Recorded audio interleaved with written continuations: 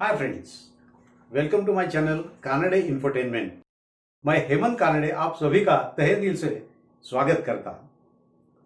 मेरे गए वीडियो में हमने लगभग हर घर में जो समस्या होती है, नई पीढ़ी और पहले वाली पीढ़ी, इनके बीच में जो दूरियां होती है उसके बारे में बातें की थी। और मैंने कहा था कि नेक्स्ट वीडियो आपको आपके समस्याओं का सॉल्यूशन जरूर दे देगा। वो दिन आज आ गया है। आज सॉल्यूशंस की बात करते हैं। आज हम देखेंगे कि कोई भी माँ बाप अपने बेटे बेटियों के लिए सबसे ज्यादा मूल्यवान गिफ्ट, मूल्यवान क्यों, आप तो अमूल्य कह सकते हैं, ऐसा अमूल्य गिफ्ट कौन सा दे सकते हैं? वो है अपना खुद का समय। मैंने ऐसे कितने माँ बाप देखे हैं जो अपने बेटे बेटियों को न जाने कैसी कैसी गिफ्ट लाके देते हैं, लेकिन मैं ये नहीं देख पाता कि वो कभी 10 मिनट अपने बच्चों के साथ बैठे हैं और उनके साथ बातें की है, उनका सुख दुख जानने की कोशिश की है। ऐसा कभी देखता ही नहीं हूं मैं। ना ही उनकी पढ़ाई लेते हैं, जबकि खुद पढ़े लिखे होते, अच्छे वेल क्वालिफाइड होते हैं।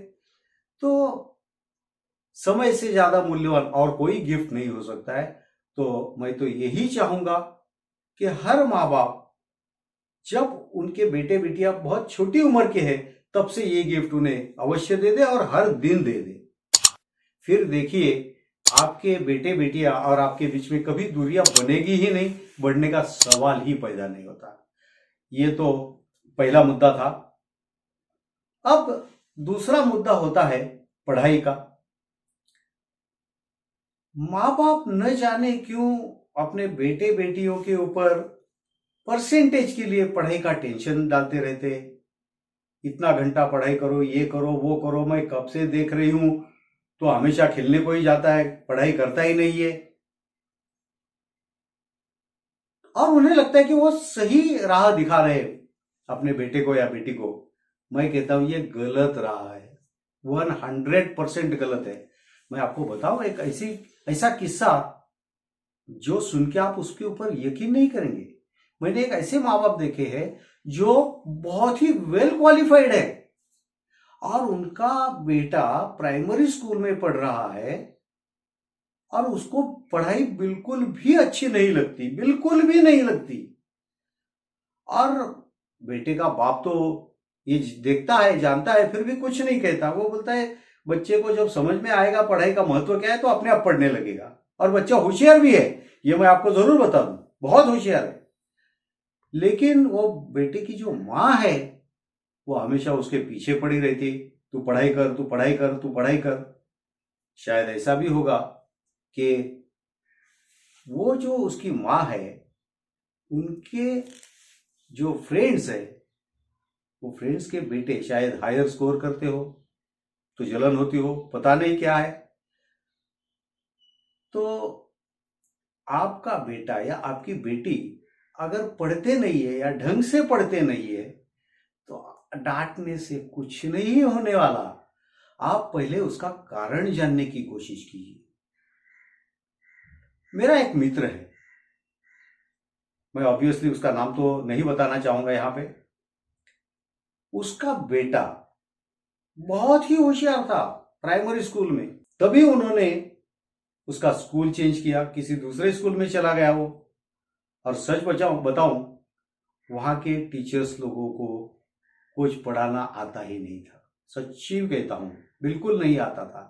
तो ये फ्रेंड के बेटे का पढ़ाई में का इंटरेस्ट ही खत्म हो गया और वो उसके बाद में कई साल तक घर पे जब पढ़ाई के लिए बैठता तो एक ही सब्जेक्ट पढ़ता था, वो था ड्राइंग। अब आप मुझे बताइए इसमें उसकी क्या गलती है? अगर उसके टीचर उसके मन में उन सब्जेक्ट्स के लिए इंटरेस्ट पैदा नहीं कर सकते तो उसमें उसकी क्या गलती है? मैं मेरी जिंदगी भर खुद एक प्रोफेसर रह चुका हूं, वो भी सक्सेसफुल। लेकिन मेरा ये डेफिनेटली मानना है कि कोई भी किसी को भी कुछ भी नहीं सिखा सकता, बिल्कुल भी नहीं। हां, कोई अगर चाहे तो सीख सकता है, किसी से भी, कहीं से भी। तो टीचर का काम सिर्फ इतना होता है कि विद्यार्थी के मन में किसी सब्जेक्ट के लिए चाहत पैदा करे, इतना ही काम होता है। आगे का सारा काम विद्यार्थी खुद ब खुद कर लेते हैं। ऐसे ऐसे विद्यार्थी जिन्होंने कभी पढ़ाई नहीं की, जो मेरे विद्यार्थी जब बन गए तो अपने आप पढ़ाई करने लगे, क्योंकि मैं उनके मन में इंटरेस्ट पैदा करता हूं और उनको वो सब्जेक्ट समझने लगता है। तो उन्हें कहने की जरूरत नहीं पड़ती है कि तुम्हें ये पढ़ाई करनी है, वो अपने आप करने लगते हैं और उसके ऊपर मास्टरी भी हासिल करते हैं। तो ये बात भी आप समझ लेना कि आपके बेटे बेटियां अगर पढ़ाई नहीं करते या ढंग से पढ़ाई नहीं करते तो आप पहले उसका कारण जानने की कोशिश कीजिए।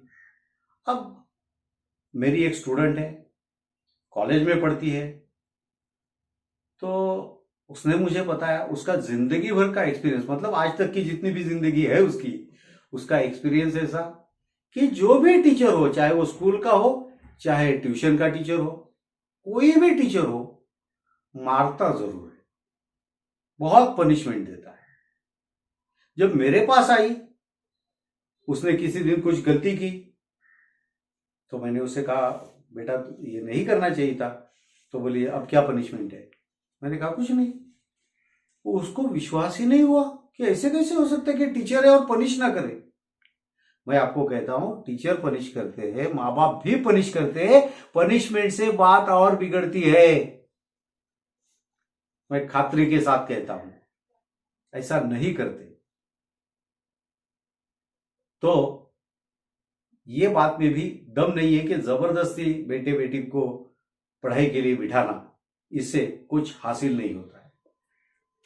अब रही बात दूसरी, जो गए वीडियो में मैंने बताई थी कि आपके बेटे बेटियां जब 10-12 साल की उम्र पार कर जाते हैं, उनके शरीर में बहुत सारे बदलाव होते हैं, उसके बाद में वो अपने आप को बड़े समझने लगते हैं। तो उसके ऊपर हमारे एक गुरु जैसे मित्र है, उन्होंने एक प्रश्न पूछा था मुझे कमेंट सेक्शन में। बोले बेटियां उस उम्र के बाद में न जाने क्या क्या करती है, तो उसके बाद भी उसके ऊपर भी आप कुछ मार्गदर्शन करें। मैं वो भी बताने जा रहा हूं अभी आपको। माँ बाप की ये गलती है कि वो जिंदगी भर माँ बाप बने रहते हैं, वो अपने बेटे बेटियों के मित्र नहीं बन सकते, ना ही बनना चाहते हैं। यही तो गलती है।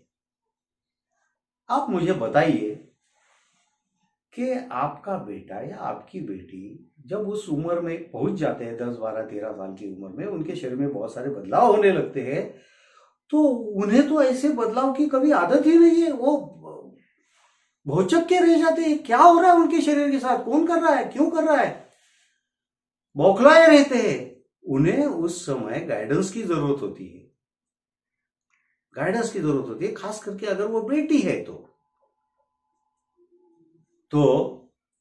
तभी आप लोगों ने उनके मित्र बनने की कोशिश करनी चाहिए, खास करके मां ने। और वो बेटी को समझाना चाहिए कि ये जो कुछ भी हो रहा है वो पूरे के पूरा नेचुरल है, इसमें ऐसा घबराने जैसा कुछ नहीं है, हर व्यक्ति के साथ यही होता है। ये कहना चाहिए, उसको तसल्ली देनी चाहिए, और उस समय में उसके साथ जो फ्रेंडशिप है वो और ज्यादा पक्की करनी चाहिए। लेकिन मैंने तो बहुत जगह पे ये देखा है कि होता कुछ और ही है। माँ बाप के मन में ये डर पैदा होता है कि अब तो इसकी उम्र होने चली है, अब तो ये कुछ भी कर सकती है, किसी के साथ प्रेम संबंध बना सकती है, किसी का हाथ पकड़ के भाग जा सकती है, कुछ भी कर सकती है, तो हमारी नाक काट सकती है, हमें बदनाम कर सकती है, उन्हें अपनी पड़ी है। वो जो बेटी है वो पहले से डरी हुई है अपने शारीरिक बदलाव की वजह से, उसको तसल्ली देने की जगह ये उसके ऊपर शक करने लगते हैं। अब आप मुझे बताइए, जो कोई डरा हुआ है इंसान, जरूरी नहीं कि बेटी हो, कोई भी इंसान जो डरा हुआ है, उसे तसल्ली देने की जगह उसके ऊपर शक किया जाए तो वो क्या करेगा? वो कोई और सहारा ढूंढेगा, किसी और से बात करेगा, अपने मन की जो बातें हैं, अपना जो टेंशन है वो किसी और के साथ शेयर करेगा, वो ऑब्वियसली उसके फ्रेंड्स होते हैं। और फ्रेंड्स को भी इन सब बातों में उतना ही पता होता है जितना उसको है। उन्हें कुछ ज्यादा मालूम नहीं होता है, ज्यादा मालूम तो सिर्फ माँ बाप को है, उन्हीं से ये जानकारी मिलनी चाहिए। वो नहीं मिलती है, वो दोस्तों के साथ शेयर करते हैं और दोस्त उनके प्रश्नों का उत्तर देते हैं, भले वो सही हो गलत हो, सुनने वाले को तो सही लगता है।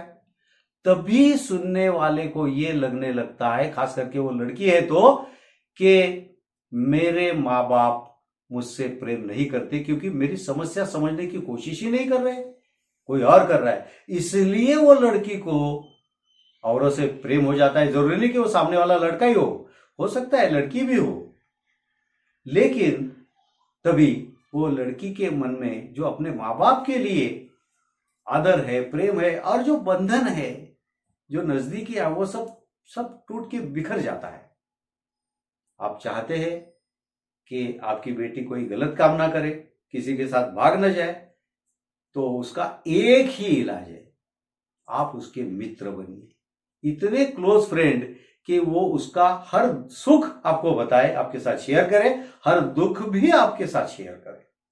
अगर उसकी ये जरूरत जो है ये आप पूरी करते हैं तो क्यों जाए वो किसी और के पास, किसी लड़की के पास, किसी लड़के के पास क्यों जाए?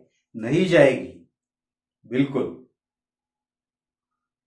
और एक मुद्दा जो मैं कहना चाहता हूं, मैंने पिछले वीडियो में कहा था कि वो बेटे बेटियां जो होते हैं वो बच्चे नहीं होते, वो बड़े होते हैं।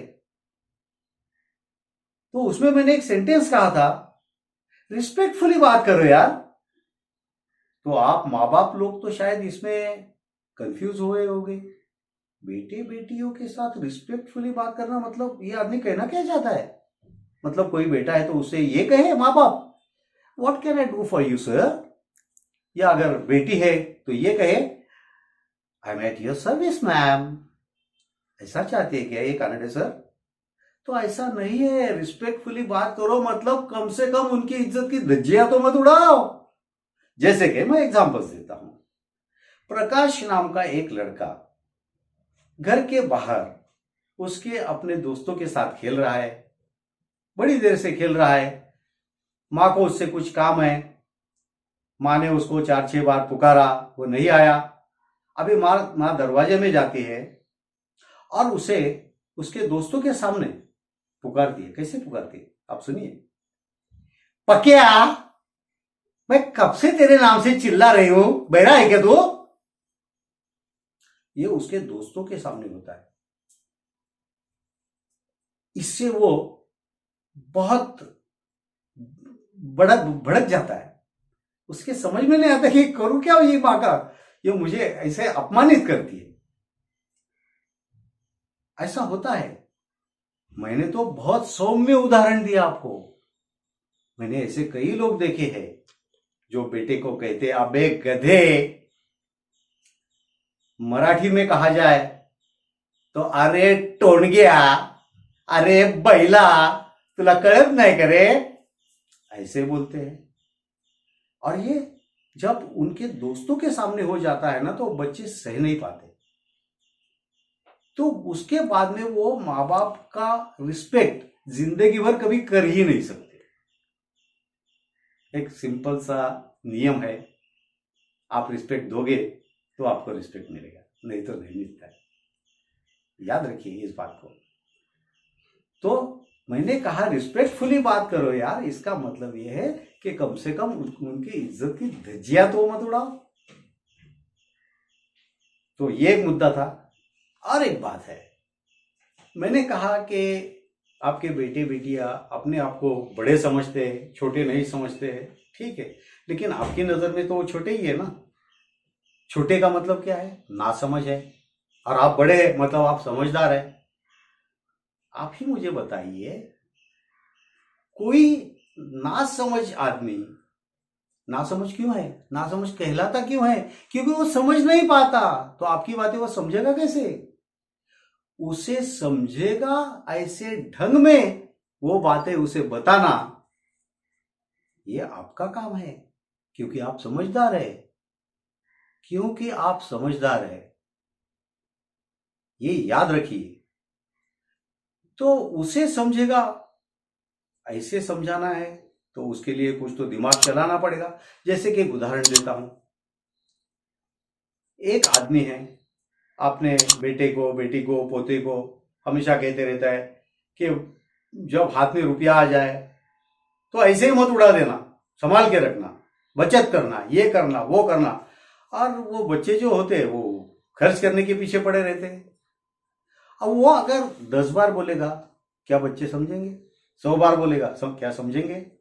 1000 बार बोलेगा, क्या वो समझेंगे? नहीं, उसे बोलने का तरीका बदलना पड़ेगा। तो एक दादाजी थे, उन्होंने क्या किया, अपने पोते को बुलाया, बोले आज से रोज शाम 1 रुपए का कॉइन वो अपने घर के सामने जो कुआं है उसमें फेंक देना। वो पोते ने पूछा ऐसा क्यों दादाजी? बोला उससे अपने घर में बहुत रुपया आएगा। तो पोता बोला लेकिन वो लाऊंगा कहां से मैं?